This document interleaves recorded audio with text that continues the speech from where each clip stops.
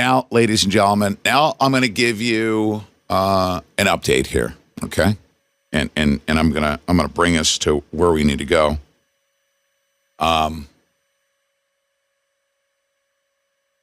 Derailment 18 months later, still a process. This is Palestine. Video from one of our cameras back here, but you just saw this brilliant flash. Go ahead and put Fire that trucks came out of nowhere, places I never even heard of. Almost 18 months ago, the train derailment happened in East Palestine, Ohio.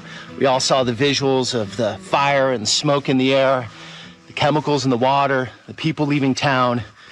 But what is East Palestine like now, since the cameras have mostly gone away? Here we go, Ohio border. And that was a beautiful countryside right up into East Palestine. And here you can see contaminated soil, I'm guessing. We're gonna find out. Some old joints here. Your quintessential countryside town. Candy and Lenny from East Palestine, correct? Do you remember the night when this happened? Was it? Actually, we were in bed. We heard the fire trucks. Yeah, we but didn't hear any wreck. Just all of a sudden, all these fire trucks came out of nowhere, and they were everywhere from places I never even heard of. Walk outside, and you start gagging from the smoke. It was really bad. Smoke cloud from the fire? Yep. So that was above the clouds from an airplane. Right. 16 states are affected by this train derailment. And you're talking it clear up into Michigan, down in the Carolinas, pretty much Canada. East Coast, yeah, Canada. So there was a fire, and then a few days after, they burnt one of the cars, right? 5 cars. 5 cars. And that was just to, what was the reasoning for that? They blew it up to vent the pressure in it, to keep it from blowing up and causing a major catastrophe.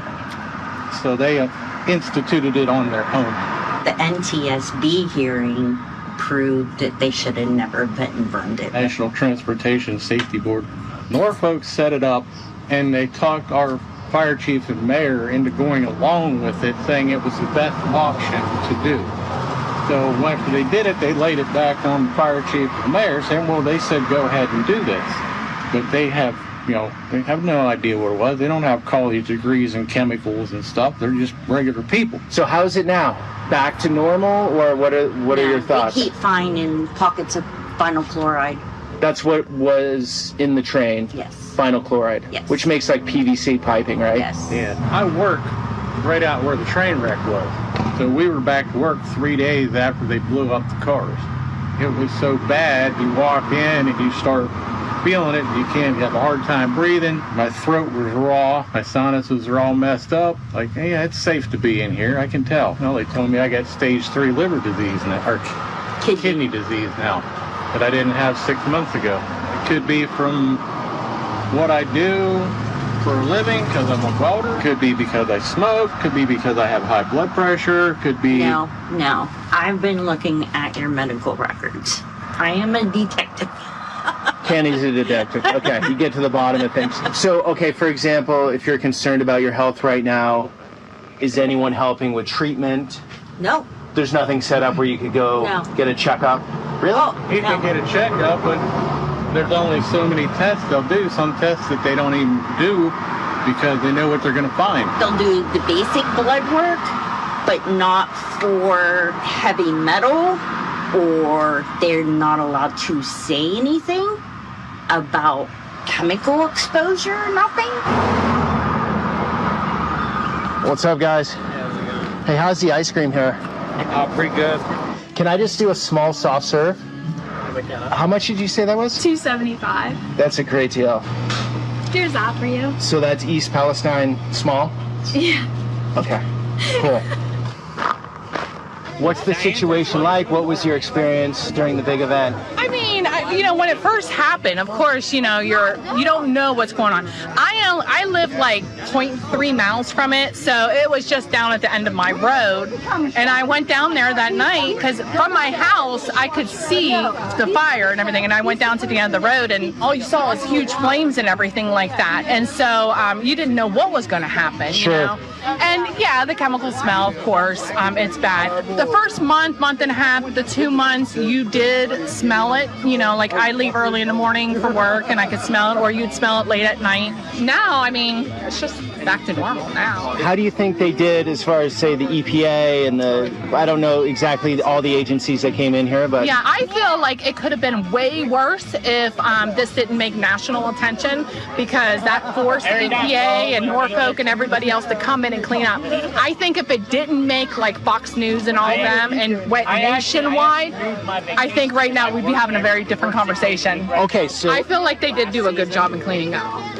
So overall, you're okay with the situation? I'm okay with it. I mean, of course, you don't want it to happen, but... No, of course Nobody not. does. And I'm thankful that nobody got hurt. You know, nobody seriously got hurt, or nobody's house caught on fire because of it. Okay. You know, but it's the uncertainty as well as what's going to happen in 5, 10 years, 20 years in our health. Do we stay here or do we go? I don't know. I feel fine. My family's fine. Nobody has any reactions, but to be determined 5, 10, 15 years down the road. You never know. But, you know, how do you know if it was from this or if it was from anything else that we put in our bodies or on our bodies? You know what I mean? So you don't know. And what they're giving us is, it's nice to get, you know, obviously, but at the same time, you know, with a company that profits $1.5 billion a year, $600 million is kind of like a slap on the wrist to them, because that's profit, not what they make. It's profit over 1.5 billion. Is there division in town, would you say, or no? No. Over this topic? No. The majority of the town people think like we do. Really? Yes. Because if they didn't, they'd all move out. You know what I mean? Well, if you don't have the money to move, right, you're not going anywhere. I don't know how they could say they didn't have the money to move. If, I mean, they can sell their house, and like Norfolk was willing to pay them, like, let's say their house was $100,000 prior to the derailment, and now they sold it for $60,000. They were going to make up that difference, so why really? couldn't they? Yeah. Really? So you could have sold out? You could have sold, and if they sold below the market value prior to February 3rd, then Norfolk was supposed to make up the difference. How you doing, sir? How you doing, bud? Good. So the water down here, you're saying it's pretty clean? You can't say on camera. I totally understand. Thank you, sir. Okay, this guy's outsourced by another company to do water samples and testing, and he said he didn't want to be on camera because of company policy. Like, he can't. Okay, I'm going to stop right there, and I'm going to tell you some shocking that things. Woman? Yeah. Oh, jeez. What? Oh, man. Yeah. All right, here's what's going on. It's just sad, isn't it? Yeah, and you're going to hear from, and I begged him, he's going to come on. His name is Nelson. You're going to hear from Nelson. Mm-hmm. Brilliant guy, manufacturing guy. Very, very successful business because of what he does. Okay. He's very, very good at what he does. That's what I'll say. And he received a call from a nameless person. It's connected to the global elite. Okay. Just not going to mention the names. Big names. Okay. And they requested his system. Why? And I'm going to skip over the system and tell you something. When I heard this, I was stunned. They're they're vaccinating us through the water. Did you know that? Oh, and through the food that we eat? Sure. And I think he discovered this through this request. Okay. There was a fish farm or something to that effect. You're going to hear it from him. All right. It was overwhelming what he told me. That the global elite, they don't want the water that they're giving us, is essentially what I was told. Okay. They don't want it. And they wanted to purify that out. They didn't want it going into their fish. They know what they're doing to us.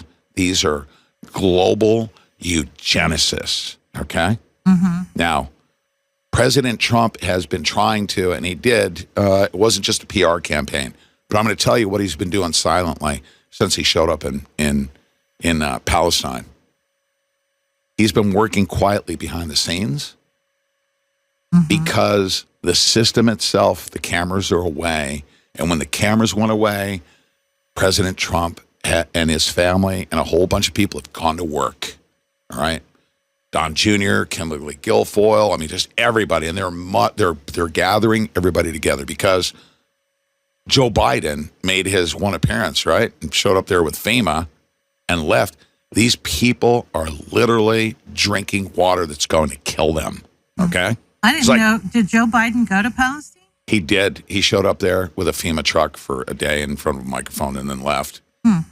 The water that these people are drinking, you should not be drinking. And they're not being told that. Okay? There's toxins in the water right now. Nothing is being done. After the conversation, I found out that there was a $600 million class action lawsuit that was settled, right, with the residents. The attorneys get the majority of that. That pissed me off. Oh, yeah. Okay? That pissed me off. Now, President Trump's team has been working silently behind the scenes to get the water filtration on every single household. Just give it to them. Give it to them, and put it in their houses, right? And why this particular one? And this isn't. Listen to me. When I heard this, I was floored by it, and I said, "Yeah, really?" I said, I'm thinking, all right, well, what's he doing? Maybe he sells some. We get a percentage to the, to the owners, and maybe they can buy one in a day. No, they were already delivered. They were already drop shipped. They're going to be going to the residents. President Trump's been doing this silently behind the scenes.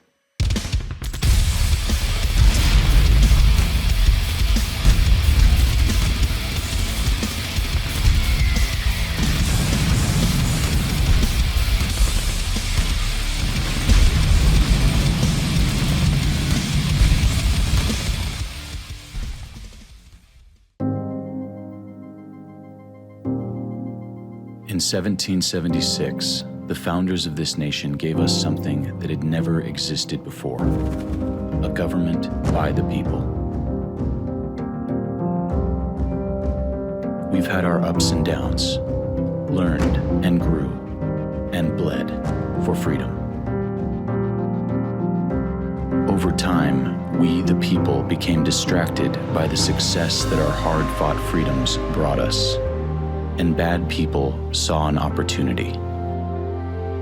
As we traded our birthright for cheap entertainment, our rights, our voice, and our power has been whittled away. Until now. Introducing Republic, an entirely new kind of social media.